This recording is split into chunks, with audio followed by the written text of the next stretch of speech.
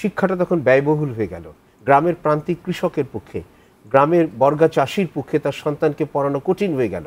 বিশেষ করে মজিদ খানের শিক্ষানীতির পরে যে শিক্ষা কমিশনগুলি তৈরি হয়েছে এবং তারা নগর শিক্ষা এবং আবার পরবর্তী পর্যায়ে সেই শিক্ষাকে ব্যয়বহুল করে দেওয়ার জন্য প্রান্তিক জনগোষ্ঠীর মানুষ শিক্ষা থেকে পিছিয়ে পড়ল। এই আবার কিন্তু দেখবেন ঢাকা শহর, চট্টগ্রাম শহর, খুলনা শহর, রাজশাহী শহর, সেই ধারা এখনও চলছে। ওই ধারার কারণে আপনি জিপিএ এর হিসাব করে দেখবেন ঢাকায় সবচেয়ে বেশি। আরেকটা বিষয় হচ্ছে আমার নগরায়ন তো অপরিকল্পিত হয়েছে, সব জায়গার সব মানুষ এসে ঢাকায় ঢুকছে এবং সব জায়গার সব মানুষ এসে ঢাকার বিখ্যাত স্কুলটায় পড়াবার চেষ্টা করছে।